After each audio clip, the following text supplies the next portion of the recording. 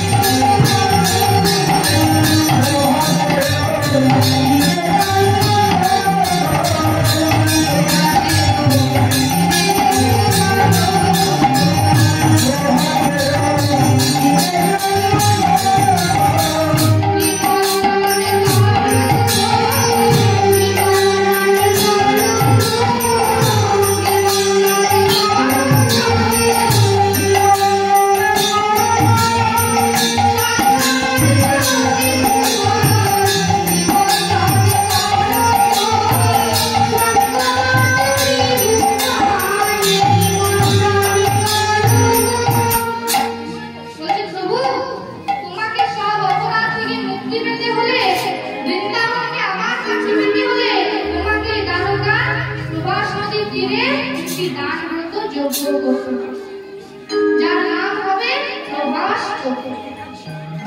আর এই যজ্ঞে তোমার স্বর্গ মর্ত পাতাল ত্রিভুবনকে কিন্তু নিমন্ত্রণ করতে হবে। আর এই যজ্ঞে যারা যারা নিমন্ত্রিত হয়ে আসবে তাদের যজ্ঞ সমাপ্তে যে যা চাইবে তোমাকে কিন্তু তাই দিতে হবে। বলছে আচ্ছা নারদ, কেউ যদি বলে হাতি চায় হাতি দেবে, কেউ যদি বলে ঘোড়া চায় তাও দেবে, কেউ যদি বলে অর্থ ধন মণিমুক্ত চায় তোমার সব দিতে হবে। বলছে বাবা নারদ, অপরাধ মঞ্জনের জন্য যজ্ঞও করবো আমি, আবার যজ্ঞ সমাপ্তে সকলকে দানও করবো আমি। তোমার কথা মতো চললে শেষ পর্যন্ত যে আমি ভিখারি হয়ে যাবো। বলছে তোমায় ভিখারি করার জন্যই তো আমার আশা প্রভু, তোমাকে ভিখারি হতেই হবে। আর মনে মনে ভাবছে যে যিনি নদিয়ায় গিয়ে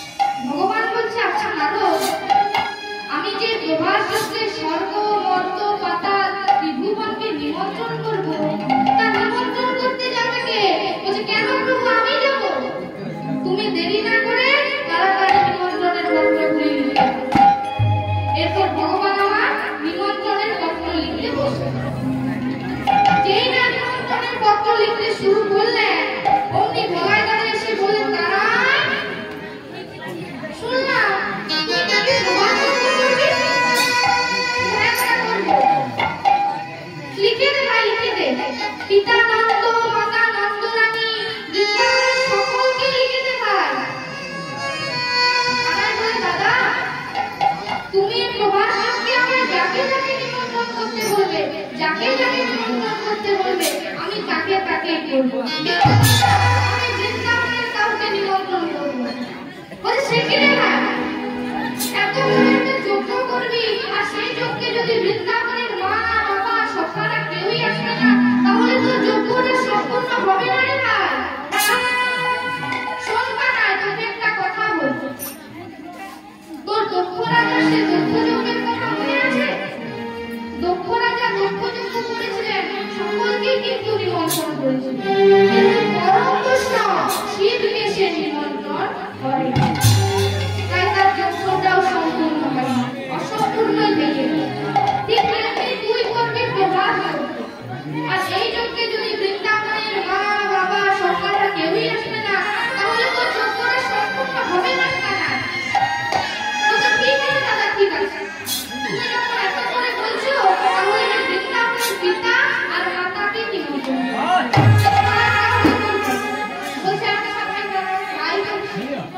সমবেত কৃষ্ণ ভক্তমণ্ডলী এবং আমার ভক্তিমতী মায়েরা, ভগবান শ্রীকৃষ্ণ বৃন্দাবনকে নিমন্ত্রণ করতে চাইলেন না কেন জানেন? কারণ কৃষ্ণ জানে যে বৃন্দাবনবাসী তাকে এমনই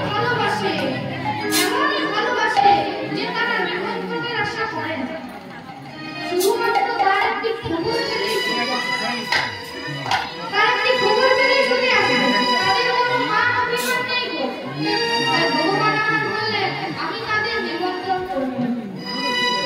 তাও যদি তারা খবর পেয়ে আসে তাহলে জানবো আমার বৃন্দাবনবাসী আগের মতোই আছে, আর যদি না আসে তাহলে জানবো আমার বৃন্দাবনবাসী পরিবর্তন হয়ে যাই হোক। এরপর সকল পত্রগুলি লিখে ভগবান আমার নারদমুনির হাতে নারদমুনির হাতে পত্রগুলি তুলে দিয়ে বললেন, যাও নারদ, তাড়াতাড়ি করে নিমন্ত্রণটা করো। নারদমুনি পত্রগুলি হাতে পেয়ে দেখলেন, যা বাবা, সকলের নিমন্ত্রণ পত্র রয়েছে, আর যাদের জন্য এত কিছু করলাম সেই বৃন্দাবনে মাত্র দুইজন? মা, বাবা। ঠিক আছে, আমার নাম নারদ। আমি কি করবো জানো? প্রয়োজনে দু একজন দেবতাকেই বাঁচাবো। যাদের আমি পছন্দ করি না তাদের কাছে যাবোই না। আর ওই বৃন্দাবনে গিয়ে কি করবো জানো? মনে মনে ভাবছে, নয়নে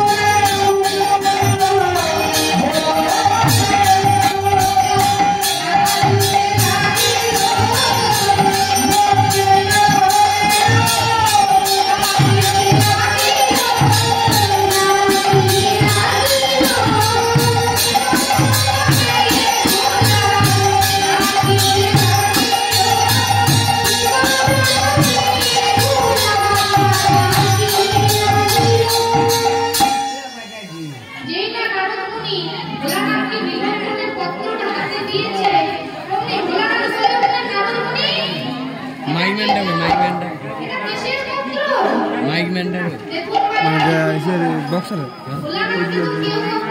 ঘুমাই দিলে নাকি ভোলানাথের শ্বশুর মশাই দক্ষযজ্ঞ এখানে কি ঘুমা লাগে না কিন্তু সুন্দর না তাই নিমন্ত্রণ জিনিসটা কি ভোলানাথ সেটা জানে না। তাই ভোলানাথ বলেছেন নারদ এটা কি গো এটা কিসের পাত্র? তখন নারদ বলছে এটা নিমন্ত্রণের পাত্র। ভগবান শ্রীকৃষ্ণ প্রভাস যজ্ঞ করবে সেই তোমাকে নিমন্ত্রণ করছে। ভোলানাথ যেই না শুনেছে যে তাকে নিমন্ত্রণ করা হয়েছে অমনি ভোলানাথ উত্তন্ন নৃত্য শুরু করলেন। কথায় আছে ভোলানাথ যখন নাচে ত্রিভুবন কাঁপে। তাই ভোলানাথ এমন নেচেছেন যে সকল দেবদেবী কি হলো বলে ভোলানাথের সম্মুখে উপস্থিত হলেন। নারদ দেখলেন ভালোই হলো, অন্যান্য দেবদেবীর কাছে তো আমায় কষ্ট করে নিমন্ত্রণ করতে যেতে হলো না। সেই সুযোগে নারদমুনি সকল দেবদেবীকে নিমন্ত্রণ করে নিলেন। এরপর নারদমুনি গেলেন পাতালে। পাতালে বাসুকী নাচ থেকে শুরু করে সকল নাট্যগীতিগণকে নিমন্ত্রণ দিলেন। হলো পাতাল লোক। এরপর কোথায় বাকি রইল? মর্ত মানে বৃন্দাবন। এরপর নারদমুনি মহানন্দে বৃন্দাবনে চলে যাচ্ছেন নিমন্ত্রণ করার জন্য। সিদ্ধান্ত হলো একটি, নয়নে দেখিব জানে নিমন্ত্রণ দেব তারে। তাই নারদমুনি বৃন্দাবনে চলে যাচ্ছেন। কেমন ভাবে? বৃন্দাবনের পথে যায় কৃষ্ণ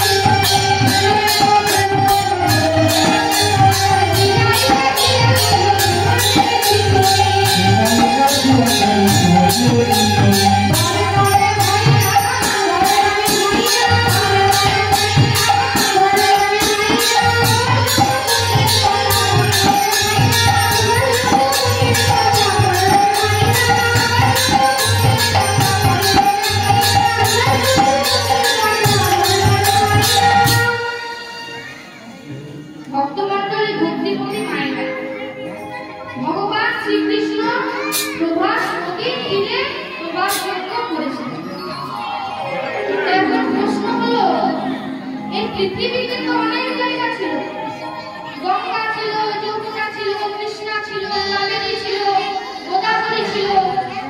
তাহলে ভগবান কৃষ্ণ কেন প্রবাস নদীর তীরেই যজ্ঞ করেছিলেন? এটা জানতে গেলে আমাদের জানতে হবে যে দেখবেন শিবের মাথায় এক টুকরো চাঁদ আছে, আছে না? শিবের মাথায় এক টুকরো চাঁদ আছে। তো প্রশ্ন হলো শিবের মাথায় চাঁদটা গেল কি করে? দক্ষ রাজার বাড়িতে চাঁদেরও বিয়ে হয়েছিল, আবার শিবেরও বিয়ে হয়েছিল। দক্ষ রাজা 7 দিনের মধ্যে 27টি মেয়েকে বিয়ে করেছিলেন চাঁদ, আর সব থেকে ছোটটি যার নাম সতী তাকে বিয়ে করেছিলেন শিব। তার সম্পর্কে কে হয় তো? যেই বাড়িতে চাঁদের বিয়ে সেই বাড়িতে শিবেরও বিয়ে হয়েছে। তাই তার সম্পর্কে কে হয় আপনারা ভালো করে জানবেন। তাই তার সম্পর্কে কে হয় তো? এই যে মায়েরা, এই যে মায়েরা এদিকে। যে বাড়িতে চাঁদের বিয়ে হয়েছিল সেই বাড়িতে শিবেরও বিয়ে হয়েছিল। তাহলে তার সম্পর্কে কে হয়? কে হয় গো? এই তো বাবারা বলছে ভাইরা বাবা। যে বাড়িতে চাঁদের বিয়ে হয়েছিল সেই বাড়িতে শিবেরও বিয়ে হয়েছিল, তাই তারা দুজন সম্পর্কে ভাইরা। তাহলে এক ভাইরা ভাই আরেক ভাইরা ভাইকে মাথার উপর রেখেছেন কেন? যতগুলি দেবতা আছে তাদের মধ্যে সব থেকে সুন্দর দেখতে হলো চাঁদ। সব থেকে সুন্দর। চাঁদ দেখতে ছিল ভালো না, কিন্তু তার ভেতরে ছিল অল্প অল্প কালো। আর দেখবেন চাঁদের দিকে তাকালে কালো কালো দাগ দেখা যায় না? সেটা কি বলে গো? চাঁদের চাঁদের কলঙ্ক। চাঁদ কি কালো কাজ করেছিল? না, চাঁদের বাড়িতে 27টি স্ত্রী থাকা সত্ত্বেও দেবগুরু বৃহস্পতি আর তার স্ত্রী তারা মানে হচ্ছে গুরু। দেবতাদের গুরু হচ্ছে বৃহস্পতি আর তারা হচ্ছে গুরু। তার রূপের মোহে আকৃষ্ট হয়ে চাঁদ গুরুমাকে হরণ করেছিল। তারাকে হরণ করেছিল। তখন দেবগুরু বৃহস্পতি রেগে গিয়ে বললেন, আরে চাঁদ, তুই এত বড় দুষ্কর্ম করলি, দেবগুরু থেকে হরণ করলি। আমি তোকে অভিশাপ করলাম যে যে সুন্দর রূপের জন্য তুই এই কুকর্মটি করলি, প্রথমে 15 দিনের জন্য সেটি ক্ষয় হবে আর 16 দিনের দিনে মারা হবে। পরের একদিন চাঁদ ভয় হয়ে যেত। চাঁদের স্ত্রীরা লক্ষ্য করলো এক 15 দিন তো গত হয়ে গেল, আর কাল তো 16 দিন, তাহলে তো স্বামী মারা যাবে। তো কিছু একটা করতে হবে। স্বামী মারা গেলে তো আমরা বিধবা হয়ে যাব, কিছু একটা করতে হবে। এইভাবে চিন্তা করতে করতে তারা ঠিক করলো যে শিবের কাছে। শিব হচ্ছে আমাদের ছোট জামাই, আর শিবের আরেক নাম হচ্ছে মৃত্যুঞ্জয়, যে মৃত্যুকে জয় করতে পারে। পাবলিক গুলাকে দেখা করতে পারে। তাই বা শিবের কাছে গিয়ে চাঁদের স্ত্রীরা সবাই হ্যাঁ, দর্শক লাগো দেখা যাচ্ছে এদিকে করে আমরা ঘুরে বলছি কেমন বললে পাবলিক দিয়ে দিবে। হ্যাঁ, পাবলিক দিয়ে দিবে, কীর্তনের মাঝে দিয়ে দিবে তো পাবলিক। আর কি দুনো আমাদের আছে, করা আছে। হ্যাঁ, না না ভিড় ভিড় আছে, এগুলো তো ফাঁকা যায়। না দিয়ে দাও ঘুরান দাও কি এগুলো হচ্ছে ওইখানে আমাদের আছে, ওগুলো ভালো হয়। হ্যাঁ, আমাদের জন্যগুলো আছে ওগুলো ভালো হয়। অন্য অন্য কোনো লাইট করে দিবে না। হ্যাঁ, এখানে করে নিতে পারতে দুটো বলছে সেইটুকু অংশ আমার মাথার কাছে এনে রেখে করলি একটা। কারণ দেবগুরু বৃহস্পতির অভিশাপ সব জায়গায় কার্যকরী হলেও আমার শরীরে কিন্তু কার্যকরী হবে না, কারণ আমার নাম হচ্ছে মৃত্যুঞ্জয়। সেই দিন থেকে শিবের মাথায় চাঁদ গেল। এইদিকে দেবগুরু বৃহস্পতি ভাবছে চাঁদ মারা গেছে, কিন্তু না, চাঁদ এখনো বেঁচে আছে। কিছুদিন পর শিবের কথা মতো চাঁদের স্ত্রীরা বিধবা সেজে, যদিও বিধবা হয়নি, চাঁদ এখন একটা পুরো আছে, তো বিধবা বিরাট ধর্ম পেছে করে আসছে। বৃহস্পতির কাছে দেবগুরু বলছে, কে মা তোমরা 27 জন বিধবা? বলছে, আমাদের আর কি করে চিনবেন বলুন? আমরা চাঁদের স্ত্রী, আমরা জানি আমাদের সাথে খারাপ কাজ করেছে। এমন অভিশাপ দিলেন, আমার কথা একটু ভাবলেন না? আমাদের বিধবা করে দিলেন? বলে, হ্যাঁ